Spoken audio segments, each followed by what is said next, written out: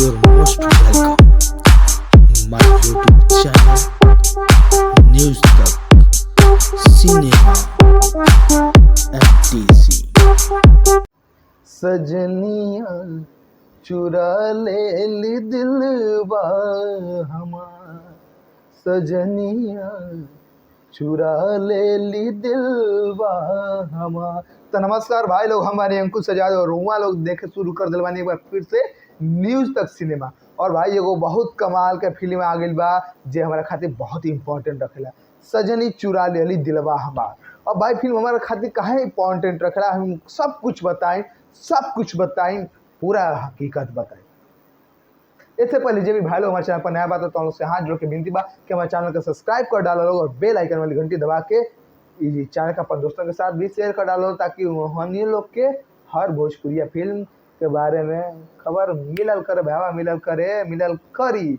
और पक्का बे कि ऐसा खोज खबर लेके आए ना भाई, ऐसा खोज खबर कि तो हम लोग पागल हो लोग कि भाई कहाँ से कैसन खबर लेके आवेला। चलो जब हमने के बात कर ली सजनिया चुरा ले दिलवा हमार। और भाई ये फिल्म में एगो ना बल्कि दू गो आर्टिस्ट डेब्यू कर रहा बा। तो भाई जब एगो गवैया पैटर्न आज के डेट में चलता और महिला प्रधान फिल्म भोजपुरी में दूगो ट्रेंडिंग चलता है, एगो पहला गवैया ट्रेंडिंग, दूसर का महिला प्रधान। और भाई फिल्म जौन बा ना दोनों से हट के बा, यही वजह से हमारा खातिर खास बा। और ये एगो खास बा, पूरा वीडियो देखी वो फिल्म के का खास बा, लास्ट तक देखम तब। अब भाई दूगो नया एक्टर जे प्रॉपर अभिनय कर रहा बा, जे गवैया मतलब पैटर्न से निकले। मैंने गवैया पैटर्न कहे का मतलब ई बा कि आज खेसारी लाल बाड़े, पवन सिंह होके, दिनेश लाल यादव होके, फिर मनोज तिवारी होकस, रितेश पांडे होकस, प्रमोद प्रेमी होकस, अंकुश राजा होकस, ये जितना तमाम हीरो बनल तर लोग के डेट में ये गवैया हीरो होल। और महिला प्रधान फिल्म जितना अगर महिला प्रधान फिल्म आ रहा बरसन जो टीवी पर खातिर बन रहा बरसन, तो वो महिला प्रधान फिल्म बारी सन। तो भाई ये दोनों फिल्म से अलग हट के कॉन्सेप्ट बा। तो भाई चैलेंज फुल तो फटल ही बा भाई। अब ये चैलेंज खेलत के बाद तो फिल्म के निर्माता बाड़े गणेश शंकर सोनी। अब भैया सीना पर इनकर सांप लोट रहा भैया होई का। पहला फिल्म तो मान लो कहीं तो लोन लेके बना दें, दर्द से पैसा लेके बना दें, भैया पैसा लगेले बड़ा न तो पैसा तो रिकवरी होके के चाहिए। अब भाई उनकर संगे साथ में और के खेल रहा बा रिस्क, एक प्रचार वाला माउंटेन ड्यू, रिस्क उठा नाम बड़ा, उहे टारगेट लेके चल पड़ा विवेक सिंह, जे फिल्म के निर्देशक और लेखक दोनों बाड़ा। और भाई ये ना ये फिल्म के जो टेलर भी कटले बाड़ा ना तो विवेक सिंह बाड़ा। तो भाई विवेक सिंह भी रिस्क उठाए खातिर भरपूर तैयारी कर ले बाड़ा। और भाई पोस्टर देखी, पोस्टर सजनी चुरा ले ली दिलवा हमार। और भाई फिल्म का नाम तो इतना बड़ा बा, अब विवेक सिंह खुदे बताएं कि भाई काहे ये फिल्म का नाम इतना बड़ा बा। हम विवेक सिंह के एक दिन जरूर लेके आए आप लोगों के बीच लाइव में बहुत जल्दी, जब ये फिल्म रिलीज होके से कुछ दिन पहले। जितना फिल्म के कलाकार बाड़न उन सब के लेके आई। लेकिन चलिए इससे पहले मैंने रिव्यू पर थोड़ा सा बात कर जा। तो फिल्म में सुधांशु कृष्ण राय एगो मेन भूमिका बांध के नजर आल भाई। उनका खातिर काफ़ी चैलेंज बा, कहें कि बहुत पहले 2-3 फिल्म आयल है जो समय CD कैसेट चले ना, गोलका CD कैसेट है चमकीला वाला, जहाँ से जीबी से चाट के जब खिंचा तो जीबी से चाट के सीढ़िया पर रख दिया, उस जमाना के हीरो हुआ। लेकिन बीच में काफ़ी लंबे अरसे के बाद फिर से डेब्यू कर रहा बाड़ा एक बार फिर से। लेकिन भाई इनका देर आए दुरुस्त आए वो कहा उठावरी, लेकिन इनका एंट्री इतना जोरदार होके वाला बा। काहे कि हमके नहीं लागत कि जैसे आज के गवैया पैटर्न डेब्यू करता था खाली टेलीविजन प्रीमियम और यूट्यूब खातिर करता। लेकिन ये फिल्म जो भी है ना पूरा उत्तर प्रदेश में दिवाली के लपेट में उत्तर प्रदेश, बिहार, झारखंड यानी करीब 7 गो प्रदेश में एक साथ एक के दिन रिलीज होके खातिर तैयार बिया। अब टेलर भी काफ़ी कमाल के बा भाई, टेलर काफ़ी कमाल का तना कम, लेकिन बहुत कुछ कमियों भी हम बताएं। लेकिन उससे पहले बता दी कि फिल्म में सुधांशु कृष्ण राय मुख्य भूमिका में नजर आ रहा बाड़ा और इनका अपोजिट में बाड़े गणेश शंकर सोनी।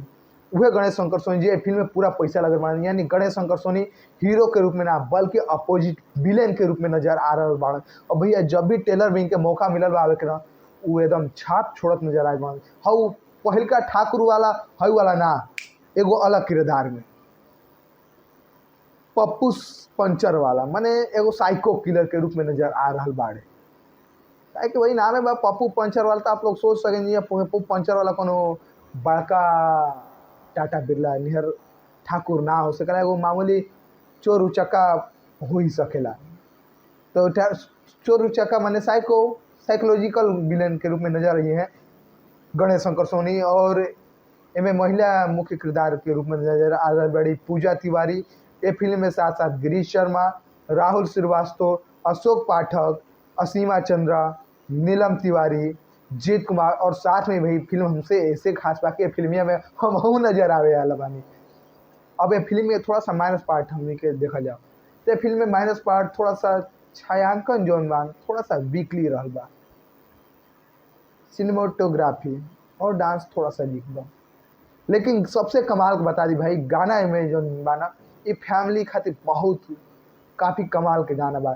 अगर आप लोग ये के गाना सुनते हैं तो बहुत तगड़ा आनंद आई। अब ये फिल्म का कहानी यह बा कि एगो लड़का बा अनाथ, कहानी अभी बता दें तो फिर देखे ना जीव, ऐसे हम ना बताएं कहानी। अगर वहाँ लोग टेलर नहीं देखे तो हम नीचे लिंक दे देते नहीं टेलर के, आप लोग नीचे से टेलर जाकर देख सकें जा। और हाँ, टेलर देख के आई जैसे फिल्म रिलीज हुई ओका बाद से हम फिल्म का पूरा कहानी विस्तार रूप से बताएं। करीब ये फिल्म खातिर हम 1 घंटा के कॉन्सेप्ट तैयार करके आप लोगों के साथ लाइव आई।